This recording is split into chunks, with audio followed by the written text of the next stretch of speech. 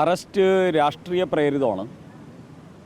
ചില വർഗീയ വിഘടനവാദ ശക്തികളെ ഇക്കിളിപ്പെടുത്താൻ വേണ്ടി രമേശ് ചെന്നിത്തല ചെയ്ത നിയമവിരുദ്ധമായിട്ടുള്ള ഒരു സമീപനമാണ് TG മോഹൻദാസിന് നേരെയുണ്ടായിട്ടുള്ള അറസ്റ്റ്. ഇത് അദ്ദേഹം സമരത്തിന് ശേഷം നടത്തിയ വാക്കുകളെ, പറഞ്ഞ വാക്കുകളെ നമുക്ക് തള്ളിപ്പറയാം, വിമർശിക്കാം. അത് ഒരു ജനാധിപത്യത്തിൽ സ്വാഭാവികമാണ്. പക്ഷേ ഹൈപ്പോത്തറ്റിക്കലായിട്ടുള്ള ഒരു പദപ്രയോഗം നടത്തി എന്നതിൻ്റെ പേരിൽ കേസെടുക്കുന്നത് കേട്ടുകേഴ്വിയില്ലാത്തതാണ്. അങ്ങനെയാണെങ്കിൽ സാഹിത്യകാരന്മാരും അതോടൊപ്പം തന്നെ സിനിമ എടുക്കുന്ന ആൾക്കാരും അങ്ങനെയുള്ള ആൾക്കാരെല്ലാവരും ഇത്തരത്തിലുള്ള പലതും എഴുതാറുണ്ട്, പറയാറുണ്ട്. അവർക്കൊക്കെ എതിരെ കേസെടുക്കേണ്ടി വരും. ഒരു സാഹിത്യകാരനെന്ന നിലയിൽ, ഒരു മാധ്യമപ്രവർത്തകനെന്ന നിലയിൽ, ഒരു അഭിഭാഷകനെന്ന നിലയിൽ അദ്ദേഹം പറഞ്ഞതിനെ വിമർശിക്കാനുള്ള സ്വാതന്ത്ര്യം നിലനിൽക്കെ തന്നെ അദ്ദേഹത്തിനെതിരെ നിയമവിരുദ്ധമായിട്ടുള്ള കേസെടുത്തിരിക്കുന്നത് അത് VD സതീശനും രമേശ് ചെന്നിത്തലയും തമ്മിലുള്ള ഒരു മത്സരത്തിൻ്റെ ഭാഗമാണ്. കാരണം ആരാണ് ഇവിടുത്തെ ജമായത്ത് ഇസ്ലാമിയെയും രാജ്യദ്രോഹ ശക്തികളെയും കൂടുതൽ പാദസേവ ചെയ്യാൻ ആരാണ് കൂടുതൽ സമർത്ഥൻ എന്നതിനെ സംബന്ധിച്ചുള്ളൊരു മത്സരമാണ് VD സതീശനും രമേശ് ചെന്നിത്തലയും ചേർന്ന് നടത്തിക്കൊണ്ടിരിക്കുന്നത്. അതുകൊണ്ട് ഇതിനെ ഞങ്ങൾ അങ്ങേയറ്റം എതിർക്കുന്നു. TG മോഹൻദാസിനെ ഒറ്റപ്പെടുത്തി ആക്രമിക്കാൻ ആരെയും അനുവദിക്കില്ല. അദ്ദേഹത്തെ നിയമപരമായിട്ട് നൽകേണ്ട എല്ലാ സംരക്ഷണവും അദ്ദേഹത്തിന് നൽകും. അദ്ദേഹത്തിന് ഇന്ന് കോടതിയിൽ അദ്ദേഹത്തെ ഹാജരാക്കുന്ന സമയത്ത് പ്രമുഖ ക്രിമിനൽ അഭിഭാഷകനായിട്ടുള്ള അഡ്വക്കേറ്റ് ശാസ്തമംഗലം അജിത് കുമാർ അദ്ദേഹത്തിന് വേണ്ടി ഹാജരാകും എന്നാണ് അറിയാൻ സാധിച്ചത്. അദ്ദേഹത്തെ കണ്ടു.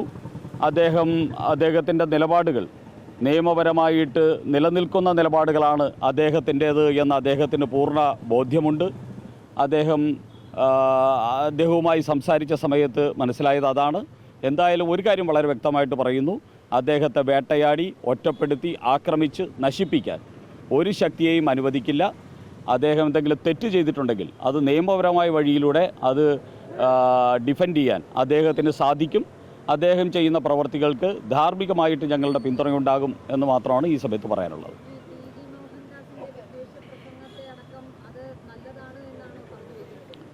അദ്ദേഹം പറഞ്ഞിട്ടുള്ള കാര്യങ്ങളെ എതിർക്കാനുള്ള സ്വാതന്ത്ര്യം നിങ്ങൾക്കും എനിക്കും എല്ലാവർക്കുമുണ്ട്.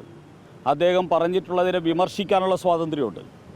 ആ വിമർശിക്കാനും എതിർക്കാനും ഉള്ള സ്വാതന്ത്ര്യം നിലനിൽക്കുകയും അദ്ദേഹം പറഞ്ഞിട്ടുള്ളത് അതേപടി നമ്മൾ എല്ലാവരും അംഗീകരിക്കണമെന്നുമില്ല.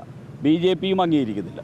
പക്ഷേ അതിൻ്റെ പേരിൽ ആരെയെങ്കിലുമൊക്കെ പ്രീണിപ്പെടുത്താൻ വേണ്ടി കേരളത്തിൻ്റെ നിയമ സംവിധാനത്തെയും ലോ ആൻഡ് ഓർഡറിൻ്റെയും ദുരുപയോഗം ചെയ്യുന്ന ആഭ്യന്തര വകുപ്പ് മന്ത്രി രമേശ് ചെന്നിത്തലയുടെ പ്രവൃത്തി നീചമാണ്, കേരളത്തിന് അപമാനമാണ് എന്നാണ് എനിക്ക് പറയാനുള്ളത്.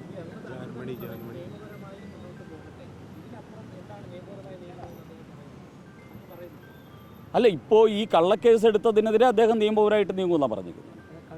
കള്ളക്കേസ് യാതൊരു വിധത്തിൽ ഇവിടെ നരേന്ദ്രമോദിയെ കൊന്നുകളയുമെന്ന് പറഞ്ഞ ആൾക്കാർക്കെതിരെ ഈ രമേശ് ചെന്നിത്തല ഒരു ചെറുവിരൽ അരയ്ക്കും. ഇതുവരെ ഈ രാജ്യത്തെ ദേശാഭിമാനികൾക്കെതിരെ അധിക്ഷേപം ചൊരിഞ്ഞ എത്രയോ നീചരായിട്ടുള്ള വ്യക്തിത്വങ്ങൾ ഈ കേരളത്തിലുണ്ട്. അവർക്കെതിരെ FIR എടുക്കാനോ നടപടിയെടുക്കാനോ തയ്യാറായോ? നരേന്ദ്രമോദിയെ കൊന്നുകളയുമെന്ന് പറഞ്ഞ ആൾക്കാർക്കെതിരെ എത്ര കേസാണ് കേരളത്തിലെ വിവിധ പോലീസ് സ്റ്റേഷനുകളിലുള്ളത്? ഏതെങ്കിലും ഒരു പോലീസ് സ്റ്റേഷനിൽ ഏതെങ്കിലും ഒരു FIR എടുക്കാൻ ഈ രമേശ് ചെന്നിത്തല തയ്യാറായോ?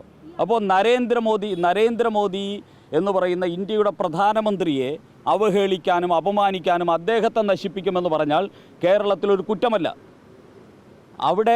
അത് കുറ്റമായിട്ട് കാണാത്തവർ ഇത്തരത്തിലുള്ള ഇവിടുത്തെ തീവ്രവാദികളെയും വിഘടനവാദികളും രാജ്യത്തിനെതിരെ നിൽക്കുന്നവർക്കെതിരെയും ആരെങ്കിലും പ്രതികരിച്ചാൽ അതിൻ്റെ വാക്കുകളിൽ പിടിച്ച് അതിൻ്റെ പേരിൽ FIR ഇടുകയും ഞായറാഴ്ച അവധി ദിവസം അർദ്ധരാത്രിയിൽ അത്തരത്തിലുള്ള പ്രായം പോലും നോക്കാതെ, ആരോഗ്യസ്ഥിതി പോലും നോക്കാതെ വയസ്സായ വ്യക്തിത്വത്തെ ഇതുപോലെ അറസ്റ്റ് ചെയ്ത് എറണാകുളത്ത് നിന്ന് തിരുവനന്തപുരത്ത് കൊണ്ടുവന്ന് പീഡിപ്പിക്കുന്ന സമീപനം അത് ഭൂഷണമാണോ ഒരു ഒരു ഒരു ഒരു നിയമ സംവിധാനം നിലനിൽക്കുന്ന ഒരു സംസ്ഥാനത്ത്?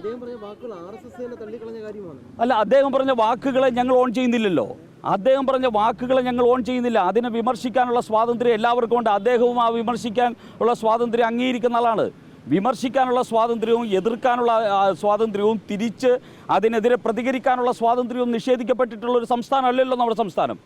ഞാൻ പറയുന്നത് ഇവിടെ പ്രധാനമന്ത്രിയെ വധിക്കുമെന്ന് പറഞ്ഞവരെ സ്വസ്ഥമായിട്ട് കൈയും വീശി നടക്കാൻ അനുവദിക്കുന്ന രമേശ് ചെന്നിത്തല, ഈ ടി.ജി. മോഹൻദാസ് എന്ന് പറയുന്ന വ്യക്തിക്കെതിരെ ഇതുപോലെ നിയമപരമായി എടുക്കാൻ പാടില്ലാത്ത കേസുകൾ എടുത്തിട്ട് എന്തിനാണ് പീഡിപ്പിക്കുന്നത്? ഈ പീഡനം എന്ന് പറയുന്നത് ഒന്ന് രാജ്യദ്രോഹികളുടെ കയ്യടി വാങ്ങാനാണ്. മാത്രമല്ല മറ്റൊരു ലക്ഷ്യവും കൂടെ ഇതിൻ്റെ പിന്നിലുണ്ട്. കാരണം ഇവിടുത്തെ മുഖ്യമന്ത്രി ഉൾപ്പെടെയുള്ള മന്ത്രിമാർക്ക് ഇന്ന് ദുരിതബാധിത സ്ഥലങ്ങളിൽ ഇറങ്ങാൻ പറ്റാത്ത രീതിയിൽ ജനം അവർക്കെതിരെ പ്രതികരിച്ചു വരികയാണ്. ഞങ്ങൾ ഇന്നലെ കടലോര മേഖലയിൽ പോയിരുന്നു. കടലോര മേഖലയിൽ ഈ കേരളത്തിലെ ഇവിടുത്തെ ഫിഷറീസ് വകുപ്പ് മുസ്ലിം ലീഗ് അടികൂടിയിട്ടാണ് വാങ്ങിയത്. ആ ഫിഷറീസ് മന്ത്രി ഇതുവരെ മരണപ്പെട്ടവരോ നഷ്ടപ്പെട്ടവരോ ആയിട്ടുള്ള ഒരാളുടെ വീട്ടിലും ഫിഷറീസ് മന്ത്രിക്ക് ഇതുവരെ പോകാൻ കഴിഞ്ഞിട്ടില്ല. അയാൾ ഇനി അവിടെ പോയി കഴിഞ്ഞാൽ ആൾക്കാർ അടിച്ചോടിക്കും. അതാണ് അവസ്ഥ. അപ്പോൾ അങ്ങനെ സമ്പൂർണ്ണമായിട്ടും പരാജയപ്പെട്ട ഈ മഴയും പ്രളയവും കൊണ്ടുണ്ടായ ദുരിതത്തെ പരിഹരിക്കുന്നതിന് ഒന്നും ചെയ്യാൻ സാധിക്കാത്ത, നഷ്ടപ്പെട്ടു പോയ മത്സ്യപ്രവർത്തകരെ കണ്ടെത്തുന്നതിന് വേണ്ടി ഒന്നും ചെയ്യാൻ സാധിക്കാത്ത, അങ്ങേയറ്റം പിടിപ്പുകെട്ട കഴിവുകെട്ട ഒരു സർക്കാരിനെതിരെ ഈ നാട്ടിലെ ജനങ്ങൾ പ്രതികരിക്കുമെന്നുള്ള സാഹചര്യം ഉണ്ടായപ്പോൾ അതിൽ നിന്ന് വിഷയം മാറ്റുന്നതിന് വേണ്ടിയുള്ള ചില അടവ് നയങ്ങളും കൂടിയാണ് ഇതൊന്നും രാഷ്ട്രീയപരമായിട്ട് പറയാതിരിക്കാൻ നിർവാഹമില്ല. അർജുൻ ആയെങ്കിൽ എവിടെ ഇരിക്കുന്നു? ടി.ജി. മോഹൻദാസ് എവിടെ ഇരിക്കുന്നു? എന്താ ചോദ്യം? നിങ്ങൾക്ക്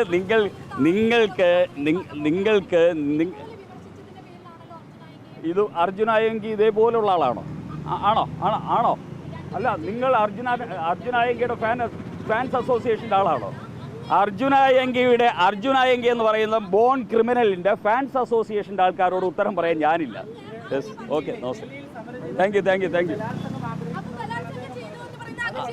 ആ വാക്ക് ഞാൻ വളരെ വ്യക്തമായിട്ട് പറഞ്ഞില്ലേ? അദ്ദേഹം പറഞ്ഞ വാക്കുകളെ എതിർക്കാനുള്ള അധികാരം BJPക്കുണ്ട്, നിങ്ങൾക്കുണ്ട്. നിയമ നടപടി നിലനിൽക്കുന്നതല്ല എന്നാണ് പറയുന്നത്. നിങ്ങൾ പ്രധാനമന്ത്രിയുടെ കാര്യം എന്തുകൊണ്ടാണ് ചോദിക്കാത്തത്? അതിനെക്കുറിച്ച് നിങ്ങൾക്ക് എന്താ? നിങ്ങൾ അർജുൻ അയ്യങ്കിക്ക് വേണ്ടി വായിട്ടടിക്കുമ്പോൾ എന്തുകൊണ്ട് പ്രധാനമന്ത്രിയെ വധിക്കുമെന്ന് പറഞ്ഞവർക്കെതിരെ നടപടി എടുക്കുന്നില്ല? നിങ്ങൾ അർജുൻ അയ്യങ്കിക്ക് വേണ്ടിയാണോ ഈ രാജ്യത്തിന് വേണ്ടിയാണോ എന്നുള്ളതാണ് വിഷയം. ഞങ്ങൾ അദ്ദേഹത്തെ തള്ളിയിട്ടില്ല, അദ്ദേഹത്തിൻ്റെ വാക്കുകളെയാണ് തള്ളിയത്. അദ്ദേഹം പറഞ്ഞ സ്ത്രീകൾക്കെതിരെയോ മറ്റുള്ളവർക്കെതിരെയോ പറഞ്ഞ വാക്കുകളെയാണ് തള്ളിയത്, അദ്ദേഹത്തെ തള്ളിയിട്ടില്ല. മനസ്സിലാവുന്നില്ലേ? അദ്ദേഹം പറഞ്ഞ വാക്കുകൾ തള്ളിപ്പറഞ്ഞു. അത് BJP ഇപ്പോഴും പറയുന്നു, RSSും പറഞ്ഞിട്ടുണ്ട്, ശരിയാണ്. പക്ഷേ അതിൻ്റെ പേരിൽ ഇത്തരത്തിലുള്ള ഈ തീവ്രവാദികളെ സംരക്ഷിക്കുന്ന അഭ്യാസം അത് ഇവിടുത്തെ ആഭ്യന്തര വകുപ്പ് എടുത്തതിനെതിരെയാണ് ഞങ്ങൾ പ്രതികരിക്കുന്നത്.